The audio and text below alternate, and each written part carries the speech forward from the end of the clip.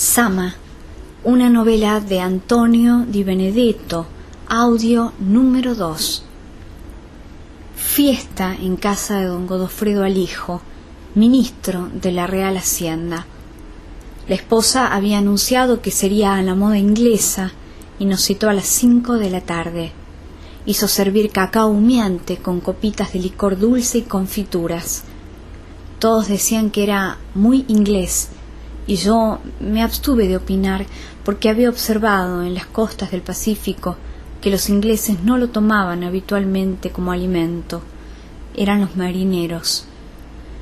No hubiera desagradado a mis contertulios, menos a los hombres, saber que era bebida de marineros, ya que aquí son en cierto modo de usos llanos, aunque de ningún modo les habría causado buen efecto enterarse de que para ellos constituía un alimento y no una golosina.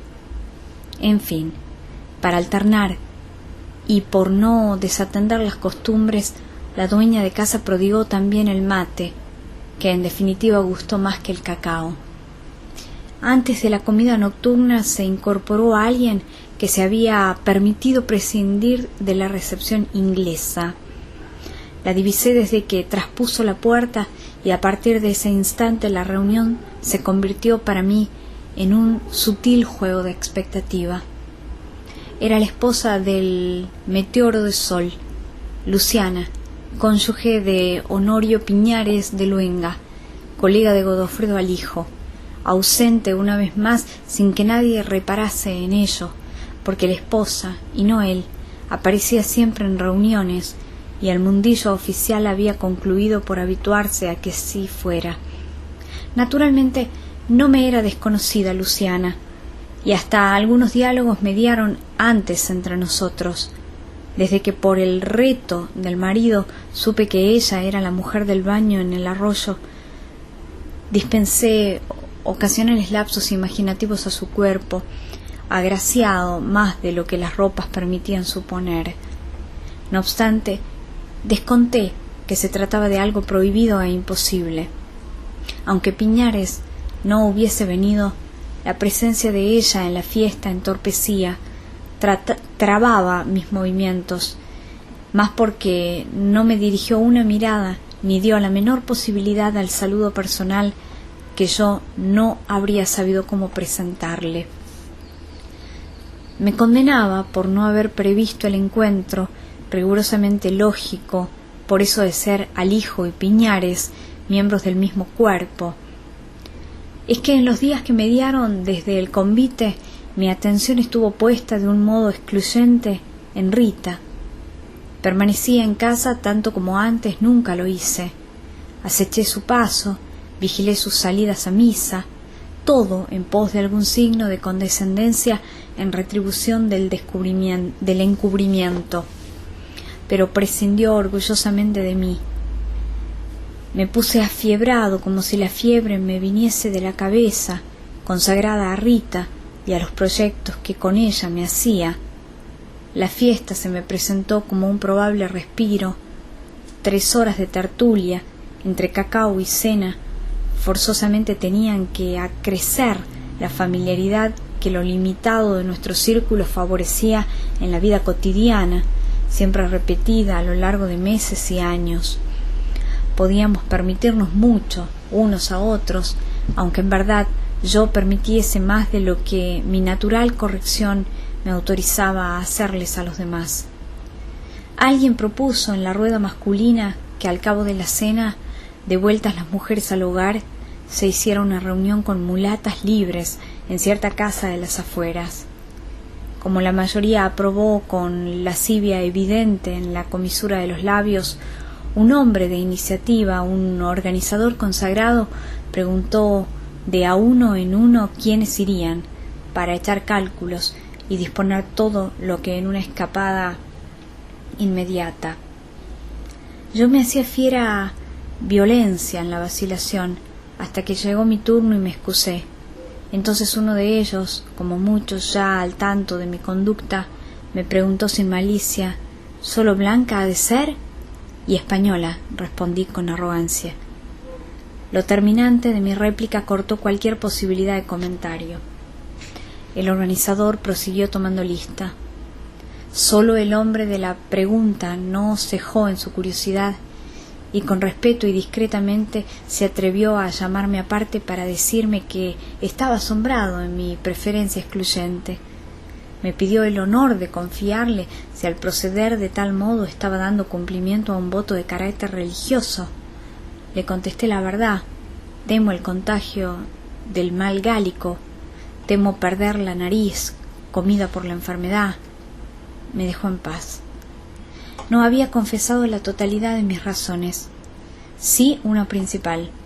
Nunca, hasta hacerlo, pude prever que descubriría así mis aprehensiones y un móvil de mi conducta a una persona ajena a mi intimidad.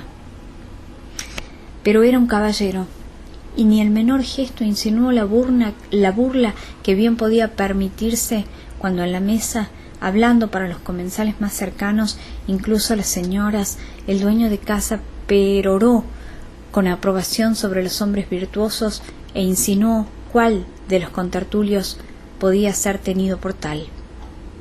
Yo me hallaba en su radio de influencia, también Luciana, pero creí que ella no atendía el discurso moralista. Sin embargo, cuando el perorante dio a entender quién de los que ahí estábamos cargaba, según dijo, el tormento blanco y santificador de la pureza, Luciana soltó el brío de su mirada penetrándome, sus ojos puestos en los míos brevemente. Fue como si ella respondiera sin resistencia al llamado de algo nuevo y levemente extraño. Me sentí repentinamente ablandado y benigno. Pude sustraerme con facilidad al halago de otras silenciosas miradas estimativas y aferrarme solo a esa, fugaz, de la mujer del admirable desnudo, que ya evocaba sin sensualidad y prescindiendo de la evidencia de que ella esa noche y entre las demás mujeres no parecía superior a ninguna. En el transcurso de la comida no volvió a ocuparse de mí. Ese despego más me atraía y hasta me condujo a un exceso de copas en procura de animarme a parecer brillante, lo cual pude comprobarlo no seducía a Luciana. Torné a guardar en prudencia y silencio mi ansiedad. Yo no sabía hasta qué punto me había traicionado. Me enteré no sin inquietud cuando desplacé la silla para abandonar la mesa, como lo hacían todos, y el oficial mayor Bermúdez se aproximó a mi oreja, simulando para los demás una confidencia amistosa y risueña, y me dijo: «Alguien cerca de mí tuvo una ocurrencia que hemos festejado mucho». Señaló a Luciana Piñares y exclamó: «Es la mujer de cuerpo más hermoso que Sama ha imaginado». Era como para que en mí se levantase una tempestad de carácter, pero ocurrió que el imaginador de cuerpos hermosos recibió en ese momento, ni un segundo después, otra mirada de la mujer del cuerpo más hermoso que había imaginado, una mirada que cantaba este mensaje: «Si mejor os conociera». Si de regreso me hubiese dado en la calle con su majestad y en sus labios esta propuesta: «Sama, ¿quieres cargo en Buenos Aires, mejor visto y rentado, si es que aceptas partir mañana?», le habría respondido: «Todavía no». Ningún hombre, me dije, desdeña la perspectiva de un amor ilícito. Es un juego de peligro y satisfacciones. Si se da el triunfo, ha ganado la simulación ante interesado tercero y contra la sociedad guardiana gratuita. Esa noche, además, se me presentaba como establecida para el amor con Rita. Entraría por la puerta del fondo y le daría casa en el huerto, esta vez implacable y quizás amado voluntariamente. La menor de las Gallegos Moyano había pasado para mí a una condición de inferioridad con respecto a Luciana, y en el planeamiento del futuro que me hice asistido por la luna a una función meramente accesoria. Sin embargo, mientras más cerca me sabía de la casa, mayor importancia cobraba para mis ansias urgentes de amar, aunque fuese buenamente. Disponía de anticipada conformidad, mas no podría soportar que el huerto vacío me defraudara. Me defraudó. Vino a mí, ni un grado menos, el furor empecinado.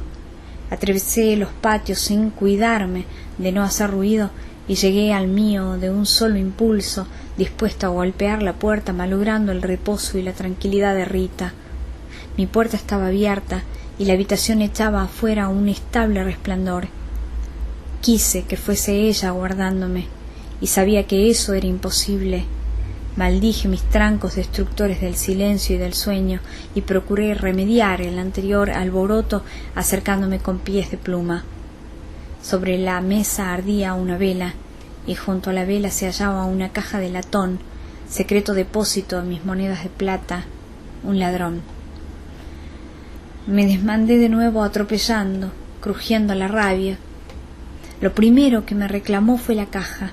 3 o 4 monedas desparramadas sobre la tabla, las demás adentro. Fue una comprobación velocísima, pero más rápido resultó el intruso, a quien no había visto hasta entonces. Salió de las sombras, de mi lecho.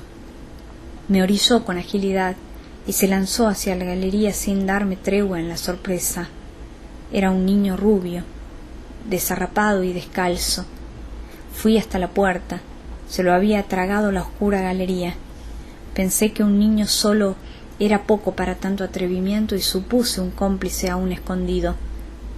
Me volví hacia el interior, ya con el estoque desenfundado y dando grandes voces de amenaza hacia adentro y de alarma hacia el exterior. Impetuoso busqué las sombras y les tiré puntazos infructuosos. Luego, con la vela, inspeccioné mejor y más la parte inferior del lecho. Mientras llegaba don Domingo, dispuesta a una veterana pistola de rueda, pero con escasa firmeza y vista para que resultase eficaz. 3 esclavos, que por prisa no habían terminado de ponerse la camiseta, obedecieron nuestras perentorias conminaciones. Buscad, buscad, buscando por las galerías, los patios, tras las plantas y botijones, hasta desaparecer. Regresaron sin haberse topado con nada, a tal punto que parecían advertir en ese momento que fueron a descubrir algo e ignoraban qué. Don Domingo les explicó lo que yo vi, por si alguien podía aportar referencia esclarecedora. Un niño rubio, espigado, como de 12 años, descalzo y casi sin ropas, que ha de haber dormido unas horas aquí en el lecho de don Diego. Los esclavos se consultaron entre sí, con la mirada y voces bajas y nerviosas. Uno de ellos, un zambo, resumió lo que podía considerarse un dictamen. Ha de ser un niño muerto, mi amo. Si Rita, en una de las habitaciones que destilaban luz por las rendijas, estaba escuchando, era preferible que compartiese la idea supersticiosa del negro. De lo contrario, me habría juzgado merecedor de todas las burlas.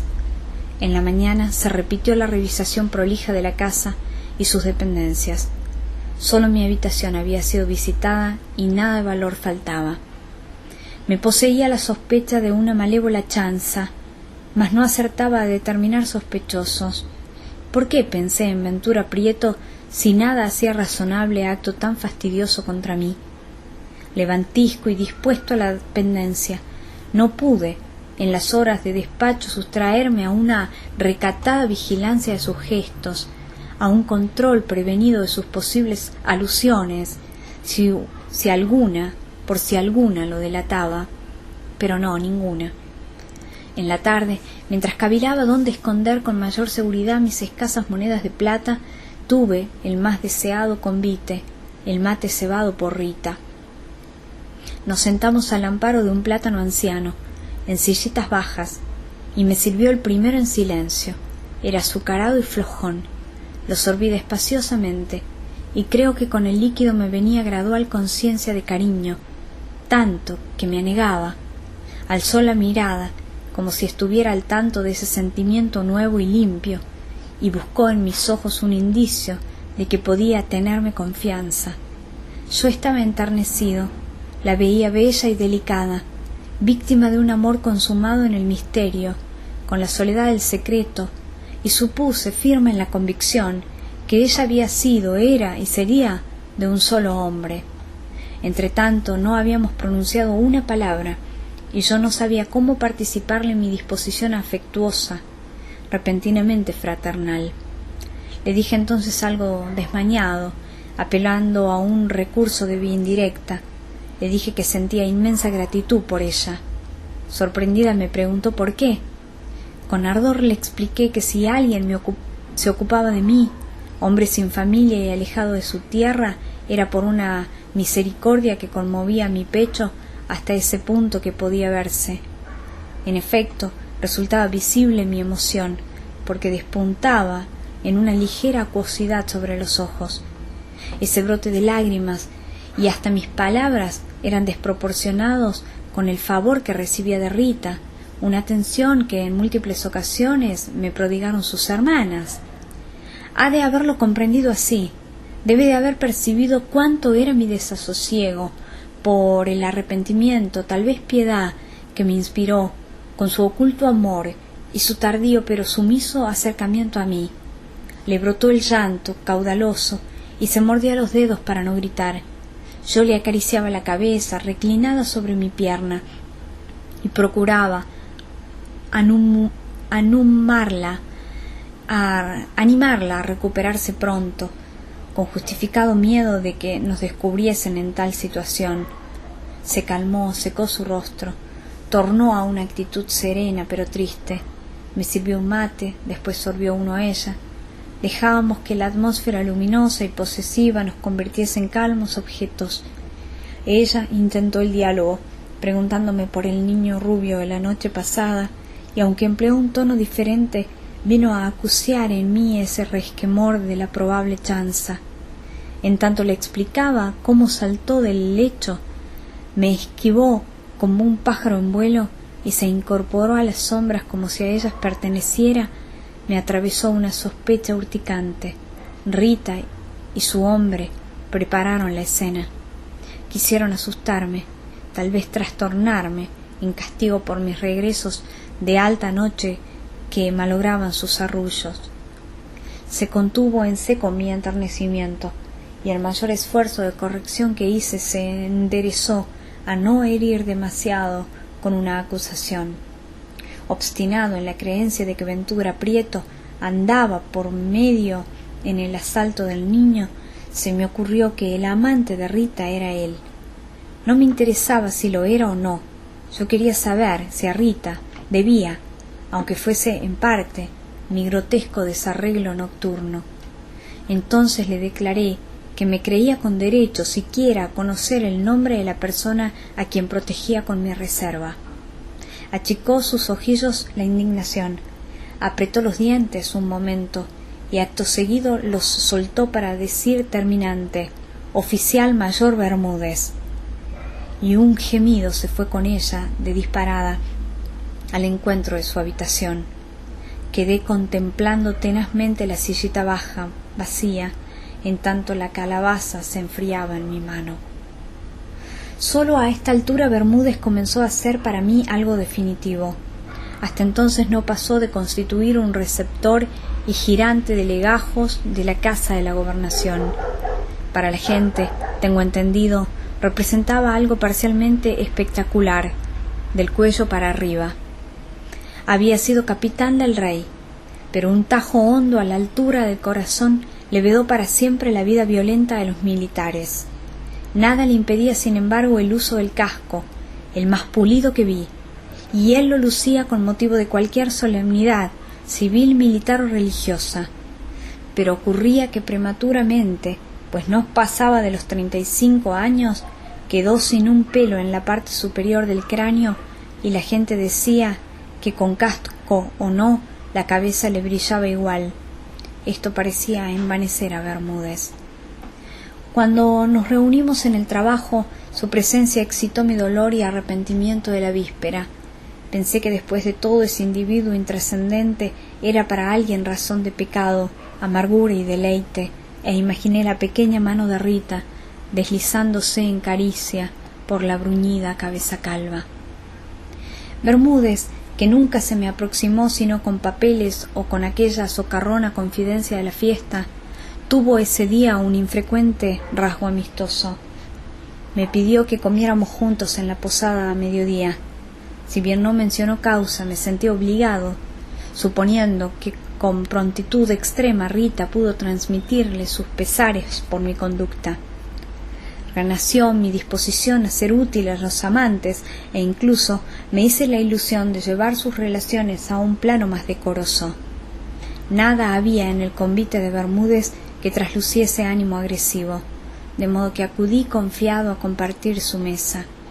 Sin embargo, su manera de introducirme en materia me picó. Me dijo que tenía que hacerme una confidencia, en bien de mi seguridad, y me rogaba que no tomase a mal su deseo de prevenirme. Como yo pensaba que él conmigo solo estaba en condiciones de ventilar la cuestión de sus amores con Rita, supuse que tras reconocerlos, ya que otra alternativa no le quedaba, me formularía una amenaza. Eché cuentas y consideré que su corazón en peligro no lo facultaba para un duelo, de modo que puede dispensarle el obsequio de mi paciencia hasta escucharlo algo más. Ni el mejor catador de hombres está en condiciones de saber qué esconde, qué trae el prójimo, que pacíficamente devora con él jugosas porciones de carne asada. Cuando apuré a Bermúdez para que se explicase, me declaró: «Señor doctor, estáis en un serio compromiso». Me puse trémulo y apreté los puños, de manera que el compromiso era para mí y no para él, pero añadió rápidamente, sin darme lugar a la reacción, el argumento que lo determinaba a pensar por mí: «Yo, que soy americano, el único americano en la administración de esta provincia, aunque tenía probada mi lealtad al monarca, proclamé en la fiesta que sólo me conformaba con mujeres españolas.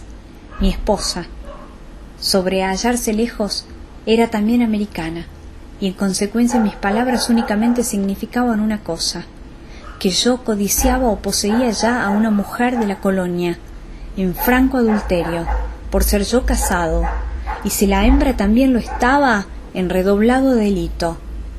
Me encontré de pronto elaborando una justificación. Yo solamente quise decir mujer blanca, como opuesta a indias, mulatas y negras, que me inspiraban repugnancia, y eso me atreví a mentir, en la hipótesis de que se tratara de una licenciosa notoria y de cualquier modo como posibilidad. Estaba totalmente confundido y me envolvía en palabras sin darme salida, porque patente se me representó una situación de disfavor para mi probable traslado. Si el asunto se tomaba como ofensa de un americano contra el honor de los españoles y alguien interesado se encargaba de abultarlo, podría estorbar mis demandas ante el propio virrey.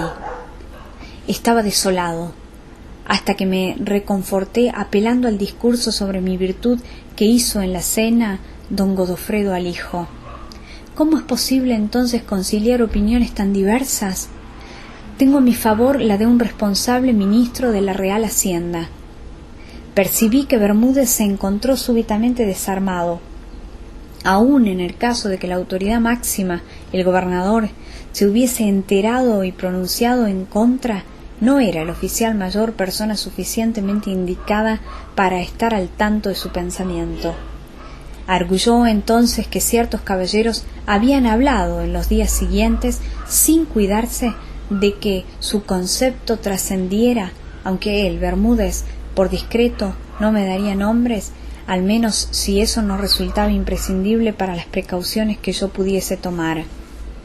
Aunque la hablilla tuviese base real, me sentía por encima de ella, porque no veía peligro inminente, de modo que aseguré a Bermúdez que no me intranquilizaba y le dije que podía guardar reserva para siempre sobre la identidad de esos caballeros.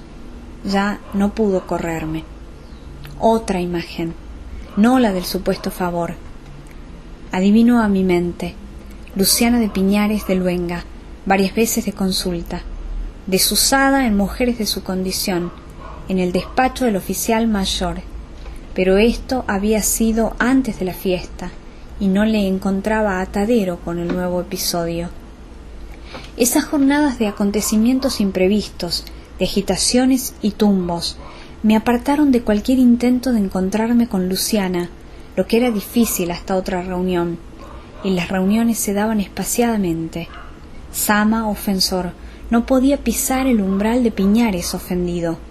Buscarla en misa era abocarse al laberinto de los oficios que se daban de a 2 o 3 por mañana en cada templo, y eran arriba de 6 sin contar los de los naturales.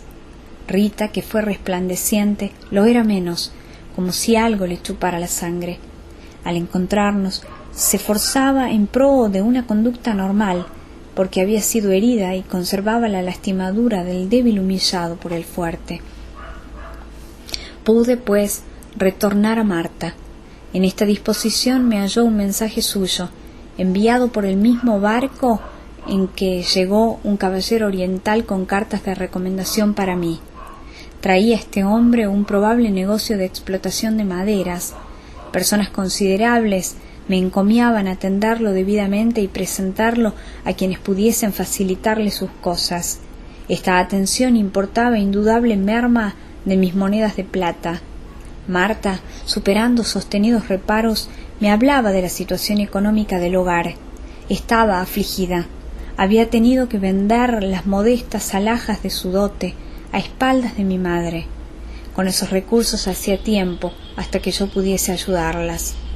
Como yo inmediatamente no podía, tuve que franquearme en otra misiva conmovida por su abnegación silenciosa y colmada de recomendaciones de que siguiera ocultando la crisis a mi madre.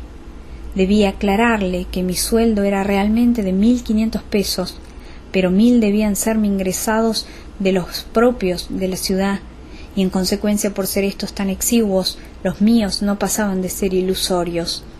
En cuanto a los otros 500, solo en 8 oportunidades habían llegado de España, sobre 15 meses de permanencia. Marta, suplicaba yo con la pluma, sacrifiquémonos, aún algo más. Es por mi carrera, que no puedo abandonar si quiero otro cargo más cerca de ti, de mayor lustre y efectivas entradas. Algo se juega también mi nombre, que es el de tus hijos. Encontré alojamiento para mi visitante en una casa de la calle San Francisco. La calle de San Francisco corre, mirada desde el río, detrás de la calle de San Roque, y en la calle de San Roque estaba la casa de los Piñares de Luenga. De los fondos de ésta, una piedra lanzada por mano de un hombre podía golpear la ventana del oriental.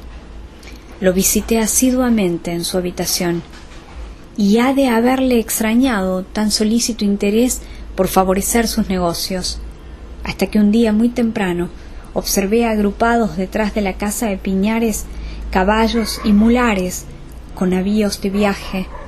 El señor preparaba la ida a su estancia de Villarrica. Dejé transcurrir un lapso prudente e invité al oriental a visitar a Piñares de Luenga, ministro de la Real Hacienda, que seguramente podía contribuir con informes que dejaran sólido y concluido el proyecto. Compuesto en forma que merecí cumplidos de mi favorecido, pasé a buscarlo. Con él del brazo me presenté por la puerta principal en casa de don Honorio Piñares de Luenga. Un esclavo joven nos informó que el señor ministro se hallaba en su estancia de Villarrica y no regresaría hasta pasado un mes. Y se manifiesta una intemperante decepción, con voces algo elevadas de tono que provocaron miradas de estupor de mi acompañante. No me iba y requería mayores explicaciones. El oriental me tironó discretamente de la manga, y antes de que malograse mi plan, y en vista de que nadie desde adentro venía en mi colaboración, me decidí y ordené: di a tu señora que aquí está presentado por don Diego de Zama, un caballero de Montevideo, que debe regresar muy pronto a su patria y desea ser atendido por el señor ministro. El cunumí se retiró, dejando entornada la puerta, en acto de precaución. El oriental dio curso a su malestar, diciéndome que cómo podía insistir de esa manera por una información de relativa importancia, de todos modos imposible de lograr, ya que el ministro no estaba, que había otros ministros de la Real Hacienda si tanto quería hacer por él, y que, la puerta se abrió del todo, franqueándonos el paso. El esclavo nos guió hasta el salón. Luciana nos recibió muy señora, pero con las mejillas algo encendidas. Se mostró gustosa de nuestra visita, y yo supe que era por mi osadía. Creo que nos sentimos repentinamente cómplices. No obstante, dedicó toda su atención al oriental, a escucharlo un poco, lamentar la ausencia del marido y muy luego acercarlo de preguntas que el hombre no podía responder porque no era ni muy avisado ni amigo de las cosas espirituales que hacia ellas se encaminó la curiosidad de Luciana. Quiso saber del teatro y de la música de Buenos Aires y Montevideo, y como por ahí no sacaba provecho de ilustración, se le ocurrió que este individuo comerciante podía estar enterado de trapos y le preguntó de las tiendas y hasta el precio de los dedales de plata. Como aquí algo acertaba, el oriental quiso recuperar terreno y se mostró viajero, diciendo de un viaje a Córdoba, pero dio un traspié, porque Luciana supuso que por lo menos algún doctor sería amigo de él, y le vino en ganas conocer la vida íntima de gente de esa clase, sus fiestas, reuniones, estilos de ropas, platos y bebidas, formas de educación de los hijos, en fin, un cuestionario para enciclopedia. No era para el oriental. Se daba mi turno. Yo iba a él resentido, porque licenciado soy, aunque no de Córdoba, y bien podía preguntárseme. Era esa vez un poco como siempre, allí donde la gente no es de mi universidad. Si posee algo de que enorgullecerse, posición o hacienda, decide ignorar el estudio y títulos de quien tuvo aula. Mi oferta procuró alivio al oriental, y a Luciana un interés que asombrosamente se permitió dejar en suspenso hasta una nueva visita nuestra, y que nos encargó se repitiera días después a la oración. Esa noche soñé que por barco llegaba una mujer solitaria y sonriente solo para mí, necesitada de mi amparo, que se me confiaba a mis brazos y mezclaba con la mía su ternura. Pude precisar su rostro gentil y un vello rubio que le hacía durazno el cuello y me ponía goloso. No era Marta, tampoco Luciana, no era nadie que yo conociese. Dejé el lecho espiritualizado. La mañana era limpia y propicia. Bebí el mate y prescindí de los bizcochos. Comer, masticar me parecía grosero. En la calle me di con una berlina modesta, de gastados arneses y cansino tronco. No le presté atención cuando pasó a mi lado, pero reparé en una mano carnudita y joven, muy blanca, guardada de encajes, que se tomaba de la portezuela. La cortina, echada, no permitía hacer público más que ese breve testimonio de donaire. El carruaje se alejaba, y por modesto no podía distinguirlo de ningún otro. Pensé buscar mi caballo, suspendí tal propósito. Quizás era la mujer del sueño, seguramente no. Al igual que ella, operó en mí como una perdurable caricia.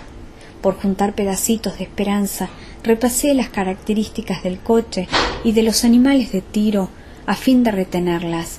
Sin duda, me dije, para la dama de la mano era un pobre medio de no ir a pie. Sin embargo, tuve que decirme también, de menos dispondría ahora la que era en verdad mi dama, Marta, mi señora.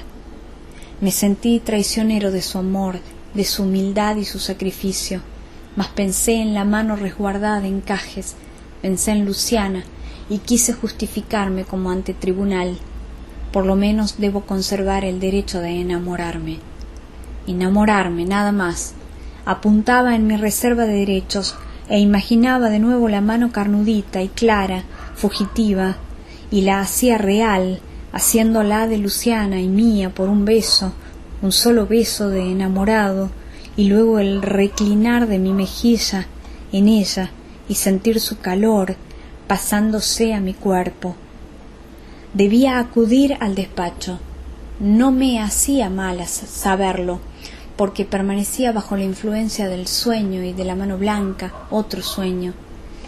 Mal me causaba, eso sí, que lo real me resultase inasible, y si una mujer venía a mí, lo hiciera en sueños, nada más. ¿Nunca sería el visitado el amor?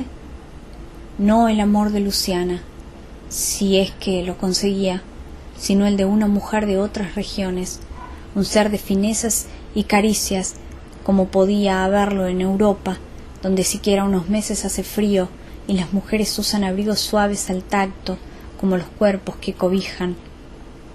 Europa, nieve, mujeres aseadas, porque no transpiran con exceso y habitan casa pulida, donde ningún piso es de tierra, cuerpos sin ropa en habitaciones caldeadas, con lumbre y alfombras, Rusia, las princesas, y yo ahí, sin unos labios para mis labios, en un país que infinidad de francesas y de rusas, que infinidad de personas en el mundo jamás oyeron mentar, yo ahí, consumido por la necesidad de amar, sin que millones y millones de mujeres y de hombres como yo pudiesen imaginar que yo vivía, que había un tal Diego de Sama, o un hombre sin nombre con unas manos poderosas para capturar la cabeza de una muchacha y morderla hasta hacerle sangre. Yo, en medio de toda tierra, de un continente que me resultaba invisible, aunque lo sentía en torno, como un paraíso desolado y excesivamente inmenso para mis piernas. Para nadie existía América, sino para mí, pero no existía sino en mis necesidades, en mis deseos y en mis temores. Estaba espiritualizado. A mi paso, tumbada y sin fuerzas para moverse, encontré en una zanja formada por los raudales a una mujer indígena de mediana edad. Me acerqué y ella no sabía con qué objeto, por lo cual sus ojos se pusieron implorantes como para que no la forzara a salir de allí, para que no le hiciera daño. Con ese ruego silencioso, con su abandono y su dolor, me causó viva compasión. Quise saber qué le ocurría. «Tubi», dijo. «¿Sangre? ¿Estás herida?» Negó despaciosamente con la cabeza. «No, flujos de sangre, su merced». «¿Qué puedo hacer por ti? ¿Qué puedo ofrecerte?» «Yerba o azúcar para la médica, su merced». Le di una monedita para su médica, la curandera, y otra para ella. Le dije que debía aguardar hasta que llegasen 2 hombres que la llevarían alzada a ver a la curandera y después a su rancho. «No tengo rancho, su merced. Soy libre y tenía, pero mi hombre me echó». Si bien entendía su situación, no supe cómo contribuir a resolverla.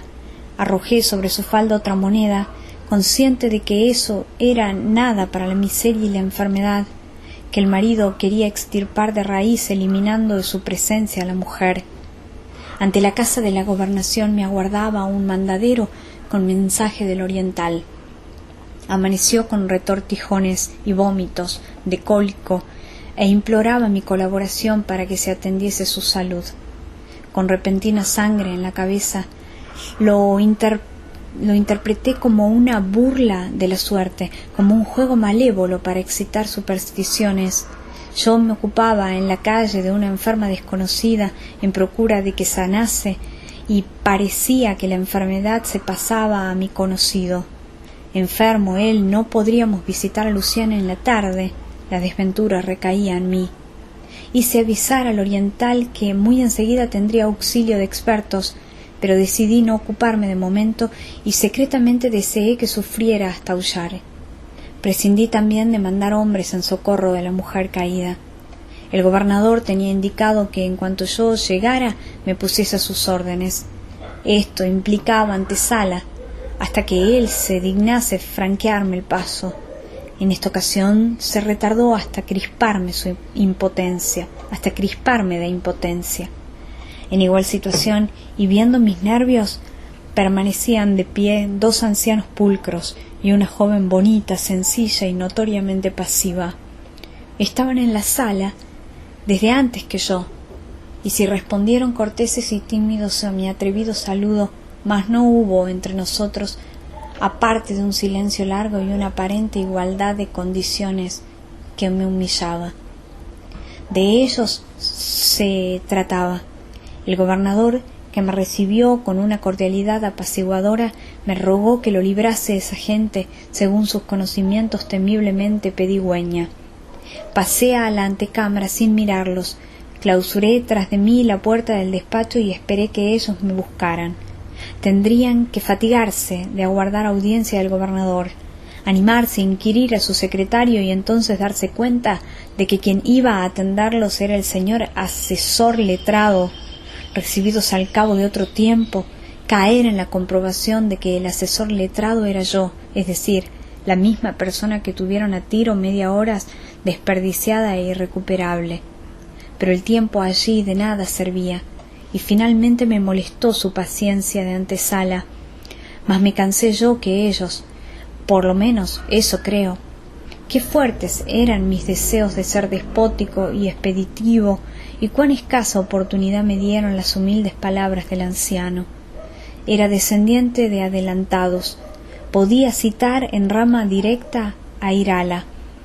Cuando me exponía esto como una relación de hechos, sin postura ni orgullo, llamó a alguien a la puerta y era Ventura Prieto.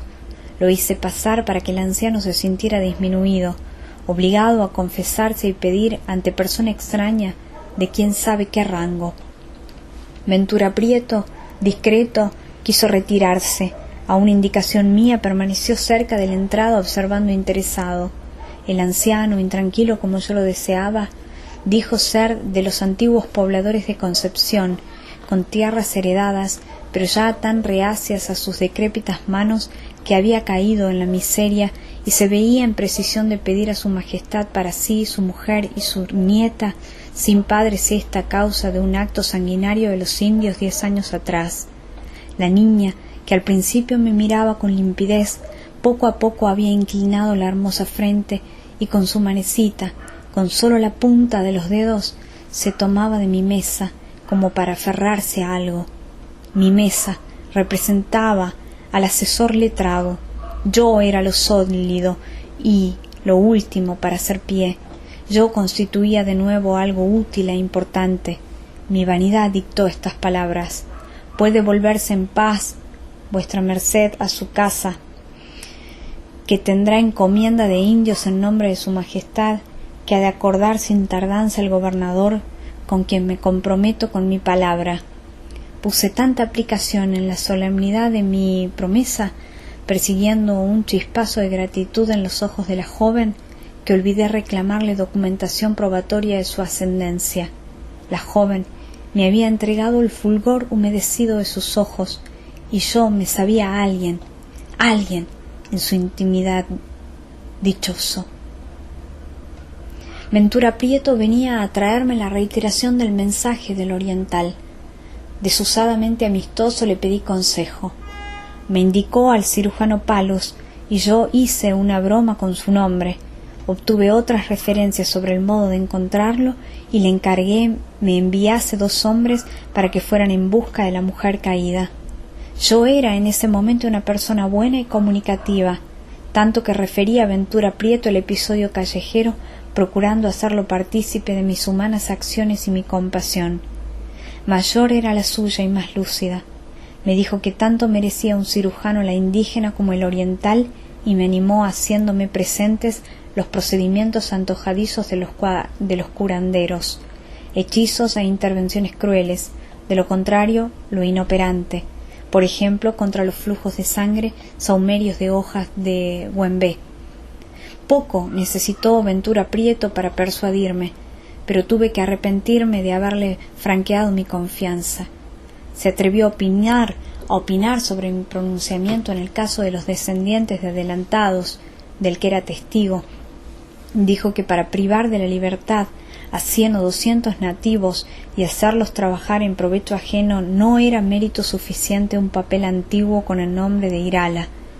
Como todavía no acertaba a comprender si criticaba mi disposición favorable al anciano o simplemente el régimen de las encomiendas, quise explorar un poco más y le pregunté cuál título consideraba válido para obtener la encomienda. Ninguno, me respondió, y menos que todos el de la herencia remota. Lo contemplé con un tanto de superioridad y suficiencia porque sus opiniones eran peligrosas y lo veía ofuscado, mientras yo me mantenía sereno. Dije muy pausadamente, como si estuviera reflexionando, aunque en realidad pedía respuesta: ¿estaré hablando con un español o un americano? Y él, incontinente, me replicó: español, señor, pero un español lleno de asombro ante tantos americanos que quieren parecer españoles y no ser ellos mismos lo que son. Aquí nació mi furia. ¿Va por mí? Vaciló un instante, se contuvo y dijo: no.